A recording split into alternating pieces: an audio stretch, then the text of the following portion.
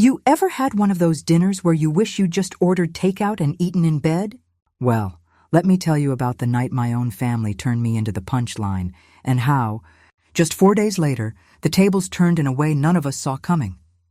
You know, there are some nights you just wish you'd stayed in your pajamas and eaten a bowl of cereal in bed. But no, I had to be the good mom, the good wife, the glue that holds the family together, and host another one of our infamous Sunday dinners. The kind where everyone shows up, but no one really seems to be present. I'd spent the whole afternoon fussing over the roast, making sure the potatoes were just the right amount of crispy, and even tried a new recipe for green beans that I saw on one of those cooking shows. Spoiler alert, no one touched them. The house smelled like home, and for a moment, I let myself believe that maybe, just maybe, this dinner would be different. We all gathered around the table, me, my husband, our 2 grown kids, and my daughter-in-law, who, bless her, always brings a salad that looks like it belongs in a magazine but never gets eaten. I set the table with the good dishes, the ones we only use when I want to remind everyone that I still have a little class left in me, even if my sweatpants say otherwise. There was a hum of conversation, mostly about work, the weather, and my son's latest obsession with some new phone app. I tried to keep things light, tossing in a few jokes here and there, but it felt like I was performing for an audience that had already decided the show wasn't worth watching. As the meal went on, I noticed the conversation shifting to vacation plans. My daughter-in-law mentioned something about a cabin in the mountains, and my husband chimed in about how nice it would be to get away for a bit. My daughter, always the planner, started rattling off dates and possible destinations. I sat there, nodding along, waiting for someone to include me in the conversation. But the more they talked, the more I realized I was just a spectator at my own family's table. Finally, I decided to speak up. I tried to sound casual, not wanting to seem needy or, heaven forbid, desperate. Just let me know when the family trip is, okay? I said, forcing a smile and hoping someone would throw me a bone. That's when it happened. My son, my own flesh and blood, didn't even bother to look up from his phone. He just shrugged and said, "You're not part of the trip and even less of the family." Forget it. For a split second, I thought I'd misheard him. Surely he was joking. But then, as if on cue, everyone at the table burst out laughing. Not the polite, awkward kind of laugh you give when someone tells a bad joke, but the full-bellied, can't-catch-your-breath kind of laughter that makes you feel like you're the only one who didn't get the punchline. I sat there, frozen, my fork halfway to my mouth, wondering if I'd accidentally wandered into a sitcom where I was the butt of the joke. Have you ever felt invisible in your own home? Like you're the only one who didn't get the memo that you're no longer part of the inner circle? That was me, right then and there. I looked around the table, searching for a sympathetic face, but all I saw were smiles and laughter at my expense. My husband tried to stifle his chuckle, but even he couldn't resist the moment. My daughter-in-law covered her mouth, but her eyes were twinkling with amusement. My daughter, who used to run to me for comfort after a bad day at school, was now laughing right along with the rest of them. I felt a lump forming in my throat, the kind that makes it hard to swallow, let alone speak. I wanted to say something, to defend myself, to remind them that I was the one who made these dinners possible, who kept the family running smoothly behind the scenes. But the words wouldn't come. Instead, I just sat there, feeling smaller and smaller with each passing second. So I did what any self-respecting woman would do in that moment. I left. No dramatic exit, no slamming of plates or storming out in a huff. Just a quiet slip away from the table, hoping no one would notice. Okay, maybe I closed the door a little harder than necessary. Sue me. I walked down the hallway, past the family photos on the wall. Snapshots of happier times, vacations where I was front and center, birthdays where I was the one holding the cake.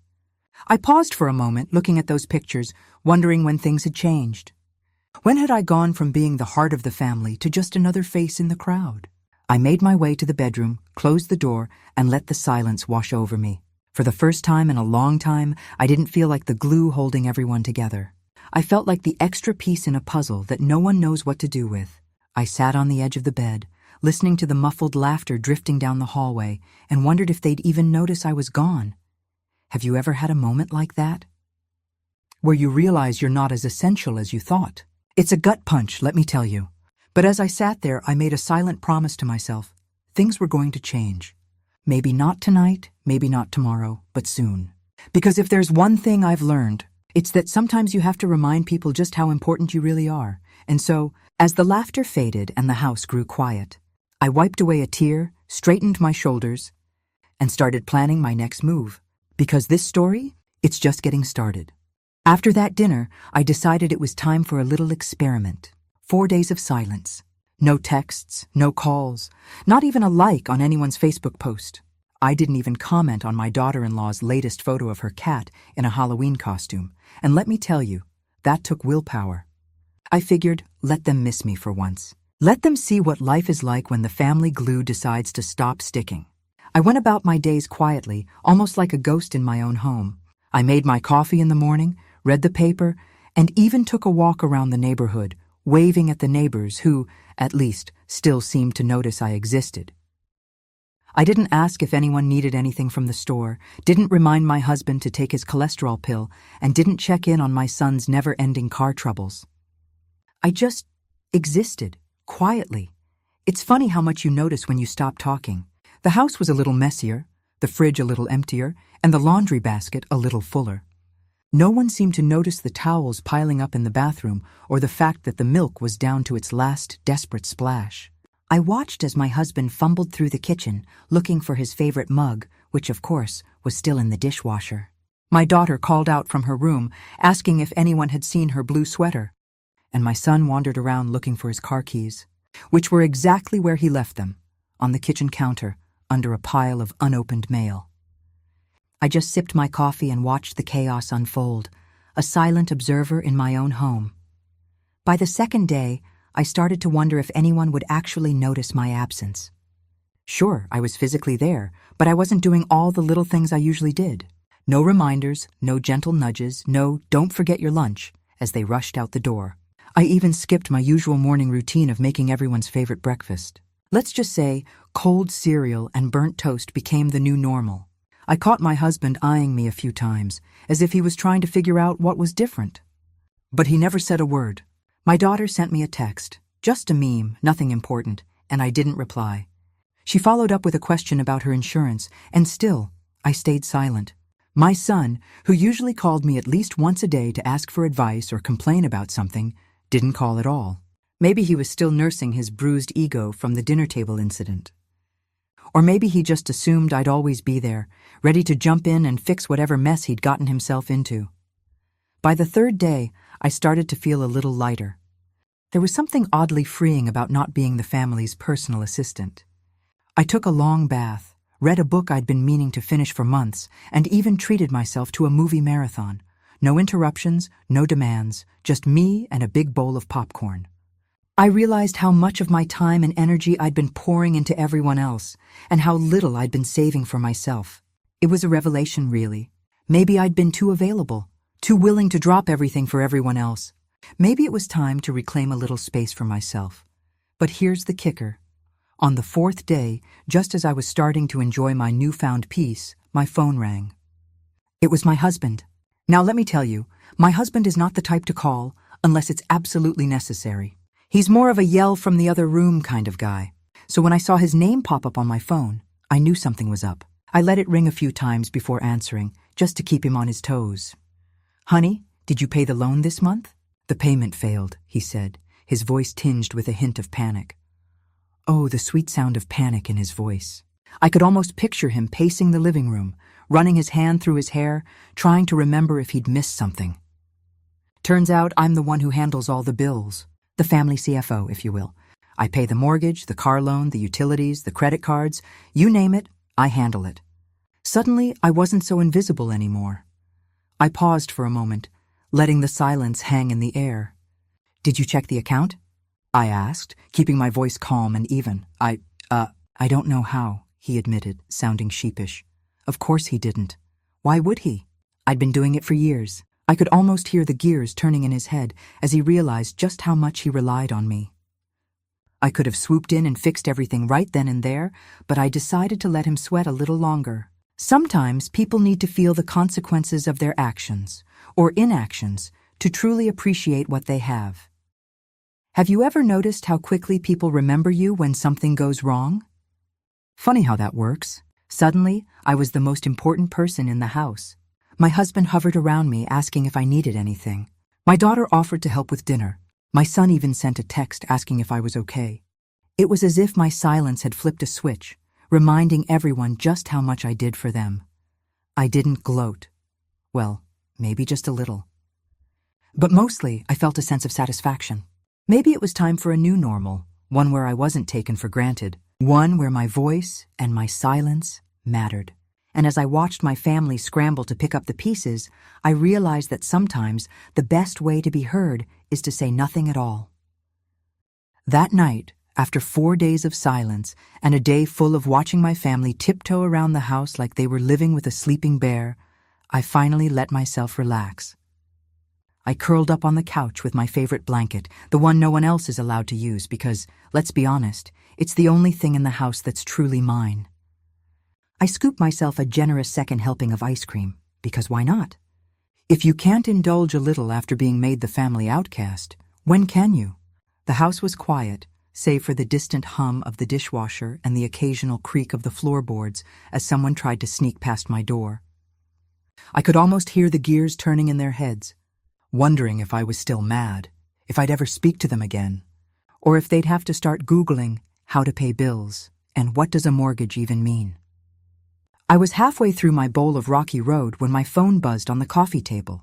I glanced at the screen, expecting another, "Are you okay?" text from my daughter or maybe a guilt-ridden meme from my son. But no, it was a news alert. I almost ignored it. After all, I was in the middle of a very important episode of my favorite show, and I'd earned this peace and quiet. But something made me pick up the phone and swipe open the notification. And there it was, in big bold letters. Major bank error causes payment failures nationwide. I blinked, reread it, and then let out a laugh so loud I startled the cat off the armchair. You have got to be kidding me, I thought. All this drama, all this silent treatment, all this tiptoeing and panic, and it wasn't even my fault. The bank had messed up, not me. I sat there for a moment, letting the news sink in, and then I laughed again, this time with a little more satisfaction. Isn't that just the cherry on top of this whole ridiculous Sunday? But here's the thing, my family didn't know that. As far as they were concerned, I was still the one who dropped the ball. They were still scrambling, still whispering in the kitchen, still checking the mailbox every hour like the loan company was going to send a strongly worded letter by carrier pigeon. My husband had spent the afternoon on hold with customer service. My daughter had texted me 3 times asking if I needed help with the computer stuff, and my son had even offered to take over the bills for a while, which, frankly, was the funniest thing I'd heard all week. I could have marched into the living room, phone in hand, and announced, "It wasn't me. The bank messed up. You can all stop panicking now." But where's the fun in that? Sometimes you have to let them sweat a little. Don't judge me. You know you'd do the same. After all, how many times had I been the one to clean up their messes, to fix their mistakes, to quietly make everything right without so much as a thank you? Maybe it was time for them to feel a little uncertainty, to realize just how much they relied on me, not just for the bills, but for the comfort of knowing someone was always there to catch them when they fell. So, I sat back, finished my ice cream, and watched as the family continued their little dance of worry and confusion. My husband peeked into the living room, his face a mix of concern and hope. "Everything okay?" he asked, trying to sound casual. "Just fine," I replied, giving him my best mysterious smile. He lingered for a moment, clearly wanting to say more, but then thought better of it and retreated to the kitchen, where I could hear him whispering with my daughter. I could almost imagine the conversation. "Do you think she's mad? Should we do something? Maybe flowers? Or chocolate?" I had to stifle a laugh. If only they knew. Meanwhile, my son sent another text, this one a little more desperate. "Mom, seriously, if you need help, just let me know. I can call the bank for you." I almost replied with a sarcastic, "Good luck with that," but decided to let him stew a little longer.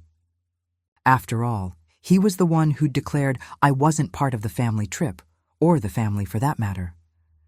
A little humility never hurt anyone. As the evening wore on, I found myself feeling lighter than I had in weeks. There was something oddly empowering about holding on to this little secret, about knowing the truth while everyone else scrambled to figure it out. It wasn't about revenge, not really. It was about balance, about reminding everyone that I wasn't just the background noise in their lives, but the steady hand that kept everything running smoothly. Maybe, just maybe, they'd think twice before taking me for granted again. I thought about telling them the truth right then and there, about showing them the news alert and watching the relief wash over their faces. But I decided to wait just a little longer, let them appreciate the uncertainty, the not knowing, the realization that maybe, just maybe, they needed me more than they realized. Besides, I was enjoying my ice cream, and for once I didn't feel like sharing, so I settled back into the couch, pulled my blanket a little tighter around my shoulders, and let the world spin on without me for a while. Sometimes, the best way to remind people of your worth is to let them feel your absence. And sometimes, the universe throws you a little gift just when you need it most. And as I drifted off to sleep that night, I couldn't help but smile, knowing that tomorrow would bring a whole new chapter, and maybe, just maybe, a little more respect from the people I loved most. The next morning, I woke up to the sound of my phone buzzing insistently on the nightstand. For a moment, I considered ignoring it.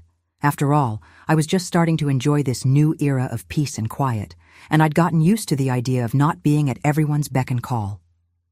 But something in me, maybe that old motherly instinct, told me to pick up. I glanced at the screen and saw my son's name flashing. I hesitated, remembering his words at dinner, the laughter, the sting of being told I wasn't part of the family trip, or the family at all. But curiosity, and maybe a little bit of mischief, got the better of me. So I answered, "Mom?" His voice was softer than usual, almost tentative. I'm really sorry about what I said at dinner. I don't know what got into me. We really do need you. Can you help us sort this out? Ah, the sweet sound of humility. I could practically hear the relief in his voice, the hope that I'd swoop in and save the day like I always did. For a split second, I thought about making him sweat a little longer, but the truth is, I'd missed them too. I took a deep breath, let a smile spread across my face, and said, "Of course, honey. But next time, maybe remember who keeps the lights on and who's always part of the family." There was a pause, and then he laughed, a real, genuine laugh. Not the kind that stings or makes you feel small, but the kind that reminds you of all the good times, the inside jokes, the bond that can't be broken by a careless comment or a moment of thoughtlessness. "I know, Mom, I really do. I'm sorry." We talked for a while, sorting through the mess of the failed payment, the bank error, and all the little things that had piled up in my absence. I walked him through the steps, explained what had happened, and even managed to sneak in a few gentle reminders about the importance of double-checking things before panicking. He listened, really listened, in a way he hadn't in years. It was as if the silence of the past few days had cleared the air, made space for something new to grow. After we hung up, I made my way to the kitchen, where my husband was already waiting, coffee in hand and a sheepish look on his face. "I heard you on the phone," he said, sliding a mug across the counter. "I'm sorry, too. We all are. We took you for granted, and that's not fair. You do so much for us, and we forget sometimes." I took the coffee, savoring the warmth, the gesture, the unspoken apology. "It's easy to forget," I said, "when everything just works. But maybe now you'll remember who's behind the curtain, pulling all the strings." He grinned, and for the first time in days, the tension melted away. My daughter wandered in, still in her pajamas, and wrapped her arms around me in a hug that said more than words ever could. "I'm sorry, Mom," she whispered. "We love you. We really do." And just like that, the walls came down. We laughed, we cried, and we talked, really talked, about everything that had happened. About how easy it is to take each other for granted, about the importance of saying thank you, about the little things that make a family a family. We even joked about the salad that no one ever eats and the green beans that will forever haunt our family dinners. Later that afternoon, my son and daughter-in-law came by, armed with flowers and a peace offering of my favorite chocolate. We sat around the table, the same table where it had all started, and planned a new family trip, this time with me at the center of it all. We laughed about the bank error, the panic, the way everyone had scrambled to figure out how to pay the bills. My son sheepishly admitted that he'd tried to log into the online banking and ended up locking himself out of the account. My husband confessed that he'd spent an hour on hold with customer service, only to realize he didn't even know the answers to the security questions. It was a wake-up call for all of us, a reminder that families aren't perfect, that we all make mistakes, say things we don't mean, and sometimes forget to appreciate the people who hold us together.